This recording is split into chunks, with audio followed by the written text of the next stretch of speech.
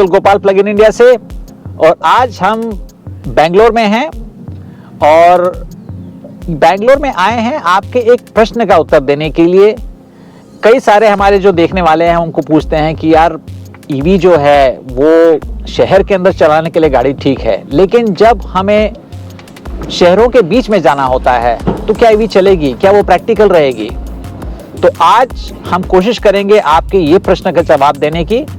हम लोग अब निकलने वाले हैं बेंगलोर से कोयम्बतूर के लिए, जो कि 375 किलोमीटर दूर है यहाँ से। तो रास्ते में हम फास्ट चार्ज करेंगे और आपको हम ये बताने की कोशिश करेंगे कि ईवीज उतने ही मजेदार हैं, उतने ही कामयाब होने वाले हैं शहरों के बीच में जाने के लिए जैसे शहरों के अंदर हो गए हैं आज के दिन में। तो चलिए ये सफर शुरू करते हैं। चाय नाश्ता के लिए रुकेंगे, 8 घंटा लगना चाहिए, देखते हैं लगता कितना है। और रास्ते में हम लोग चार्जर्स पे जाने वाले हैं जो कि प्रोवाइड किए जा रहे हैं जियोन चार्जिंग नाम की एक कंपनी से। तो हम इनके फास्ट चार्जर्स जो कि कृष्णागिरी, संकागिरी और तिरुपुर में है, वहां पे हम रुकने वाले हैं। आज का हमारा टाटा टिगोर ईवी हमें दिया गया है टाटा मोटर्स की बेंगलोर टीम ने, और उनका हम धन्यवाद करना चाहते हैं प्लग इन इंडिया को सपोर्ट करने के लिए, ताकि हम लोग आप लोग के लिए कंटेंट बनाते जाएं जिससे इलेक्ट्रिक गाड़ियां भारतवर्ष में ज्यादा चलें।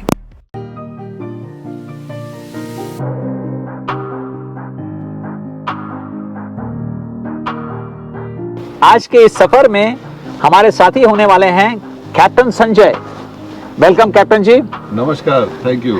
और कैप्टन साहब इलेक्ट्रिक कार के बहुत सालों से इस्तेमाल कर रहे हैं, और जब वो कार अपनी इलेक्ट्रिक नहीं चला रहे होंगे तो उस समय वो अपना प्लेन उड़ाते हैं। तो आज उनके पायलट हम होने वाले हैं। तो कैप्टन जी सीट बेल्ट बांधिए और सफर के लिए तैयार हो जाइए।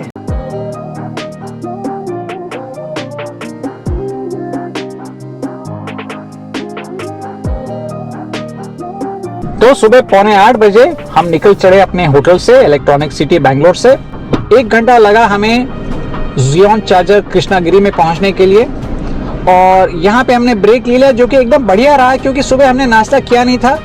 तो चार्जर के एकदम बगल वाले सरवना भवन में हम लोग ने अच्छा खासा शाकाहारी खाना खाया।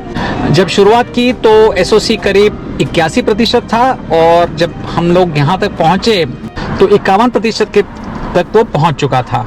कृष्णागिरी में हम आ गए हैं अभी। ये सामने हमारी गाड़ी फास्ट चार्जिंग हो रही है, और आप देख रहे हैं कि जियोन ने काफ़ी अच्छा काम किया है चुनने के जगह का। सामने आपको KFC दिखाई दे रहा है चिकन के शौकीन लोगों के लिए, खैर अभी तक खुला नहीं है वो। उसके बगल में सरवना भवन है जहाँ पे हम लोग ने बहुत बढ़िया डोसा और इडली खाई है। बास्किन रॉबिन्स, बर्गर किंग, और सबसे ज़रूरी है टॉयलेट, जो कि मैं आपको बता सकता हूँ कि बहुत बढ़िया और साफ़ सुथरा है। और चार्जिंग समाप्त, हमने गम निकाली और अपना रिवॉल्वर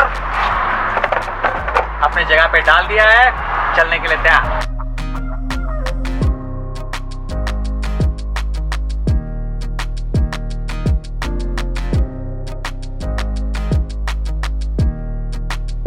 और जितनी देर में हमने नाश्ता किया उतने ही देर में हमारे गाड़ी ने भी पेट भर के बिजली खत्म कर ली है। Captain, initial impressions of Tigor EV? Really good. I was expecting little Indianness in it, but this is purely international standards. Really? I'm quite happy with the power, the speed, the pickup. Everything is pretty okay. Except I think the seat ergonomics is not that good for me. Yeah, steering all is great. Yeah, steering is great. Should do good in India, except that they should do something about the pricing. That's it. हमें 2 घंटे लगे शंकागिरी पहुंचने के लिए, जहां पे एक 50 kilowatt का जियोन चार्जर है। करीब हम लोग यहाँ पे 30-40 मिनट रुकेंगे और अपने कार को फुल चार्ज करेंगे। यहाँ पे हमें बहुत खुशी हुई रही है क्योंकि कार्तिक और नालसेवम जियोन चार्जिंग के हमारे लिए यहाँ पे मुलाकात करने होने वाली है। कार्तिक के साथ में एक बहुत अच्छी गुफ्तगू हुई हमारी, जो कि जियोन चार्जर के फाउंडर हैं। So what does the name Zion mean? It's sort of a name from Greek mythology. So we just searched for a lot of names and from Greek mythology and all that. We shortlisted a few, and I think it sounded better. I mean, and there's nothing much to it. शंकागिरी पे हम लोग टिगोर के एक नए EV owner के साथ मिले जिनका नाम है श्रीधर साहब।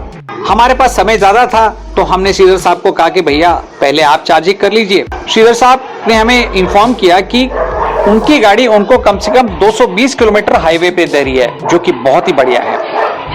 But you think you should have had non-veg instead of veg? Not really, but they look interesting. Correct. So here's the chicken. Let's see how close we can get to the chicken before kind of they decide to attack us. तो संकागिरी के Xeon charger पे हम लोगों ने अभी 150 kilometre range top up कर ली है। 40 minute लगे हमें और खर्चा फिर से एक बार 350 रुपये के आसपास हुआ। तो अब वापस हम लोग अपना सफ़र शुरू करने के लिए तैयार हैं। शायद एक जगह और हमें रुकना पड़ेगा टॉप अप के लिए और फिर कोयम्बतूर हम पहुंच गए। इलेक्ट्रिक गाड़ी चलाने का मजा ही कुछ और है। कोई थकान नहीं होती है लंबे ड्राइव पे क्योंकि वाइब्रेशन नहीं है, शांत केबिन रहता है, कोई क्लच नहीं, कोई गियर नहीं।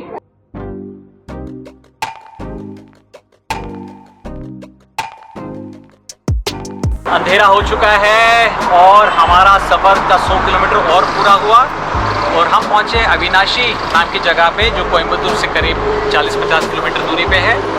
और जियोन के 50 किलोवाट के चार्जर पे हम लोग आए हैं और कार की चार्जिंग अब शुरू हो चुकी है। चार्जिंग करते करते हमें एक और बहुत दिलचस्प सज्जन से बात हुई हमारी, पलनी जी, जो कि हर महीने 10,000 किलोमीटर ऑलमोस्ट गाड़ी चला रहे हैं अपनी MG। That fuel expansion, zero carbon, and very smooth driving. Compared to Creta, you find it smoother. Very smooth driving. Okay. Once sent to service, no 2 days, very struggling. Difficult. Struggling, we drive It's Creta like your and- wife has left you. Yes. So that is good.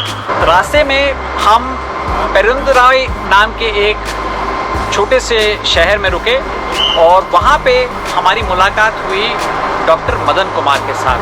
तो एक laparoscopic surgeon है वो और 1.5 साल में ये भाई साहब 85,000 किलोमीटर अपनी नेक्सॉन को चला चुके हैं। तो क्यों चलाई, कैसे चलाई, क्या फ़ायदे रहे, इसके लिए हमने एक स्पेशल वीडियो किया है उनके साथ में, देखना मत भूलिएगा। Most exciting part is that after having this vehicle, my stress levels has come down. That's what we all agree. Stress levels has come down Yeah. because single pedal driving, excellent music system, enjoying the drive, and thereby what happens, my efficiency and my output has improved. Correct.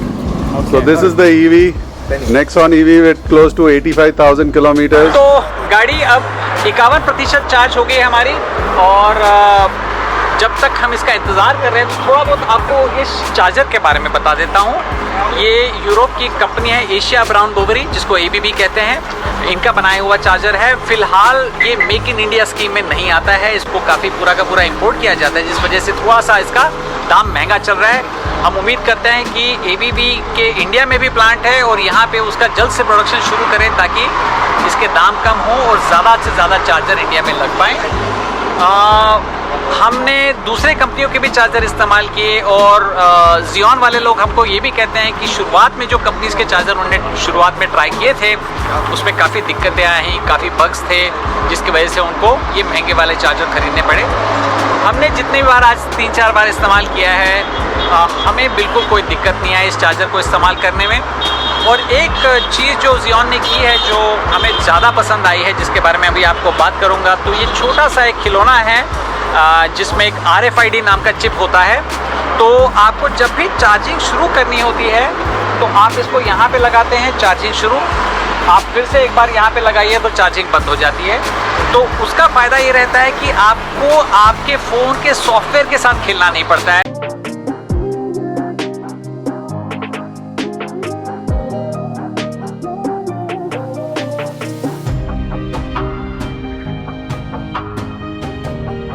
क्या ये सफर समाप्त हुआ? धन्यवाद, मजा आ गया। Thank you. आपको भी। अजय जी, सफर के बारे में कुछ बताइए, गाड़ी के बारे में कुछ बताइए। मुझे तो भाई बहुत मजा आया।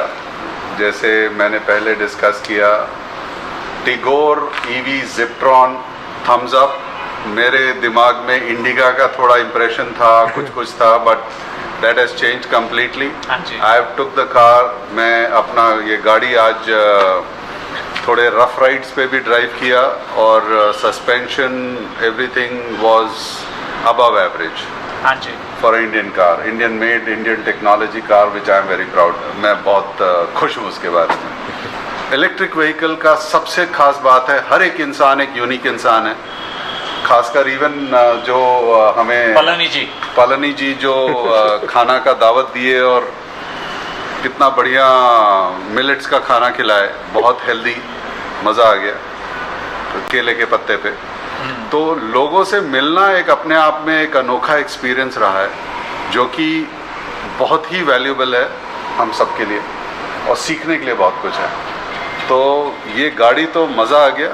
और बाकी अतुल जी, अगर मैं गाड़ी के बारे में बात करूं तो हम लोग की कोशिश ये रही कि जैसे कोई एक आम आदमी पेट्रोल या डीजल की गाड़ी हाईवे पे चलाता है, हम उसी तरीके से गाड़ी चला रहे थे। कोई मर के चलाने वाली बात नहीं की हम लोगों ने।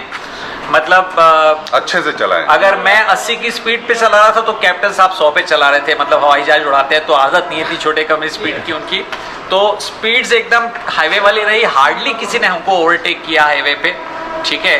और एसी पूरे टाइम ऑन था, ठीक है, क्योंकि हम इस एक्सपेरिमेंट में बताना चाहते थे कि भैया अगर आप पेट्रोल इंजन को भी एसी में ऑन करते हैं तो हम इसको भी एसी में ऑन करते हैं। तो ये सब के बावजूद हमको जो एवरेज आया है वॉट आवर्स पर किलोमीटर का, वो 130 के आसपास आया, जो कि नेक्सॉन के कंपैरिजन में कम से कम एक 15-20 वॉट आवर्स पर किलोमीटर कम है। तो गाड़ी का जो कोएफिशिएंट ऑफ ड्रैग है वो कम होने का फायदा हुआ हम लोगों को। और आप इसको एफिशिएंसी के फिगर्स में देख सकते हो। जहाँ तक रेंज का सवाल उठता है, मैं काफ़ी दावे के साथ कह सकता हूँ 200 किलोमीटर का रेंज हाईवे पे ये गाड़ी देगी, ठीक है। और हम लोग कुछ लोगों को मिले भी रास्ते में जिनने ये हमको बताया कि 220-230 के आसपास रियल लाइफ में दे रही है गाड़ी। कल सुबह की अब हम इंतज़ार कर रहे हैं जब हम लोग फिर से एक नया सफ़र शुरू करेंगे इसी गाड़ी के साथ में। जाइएगा मत। फिर से मिलेंगे।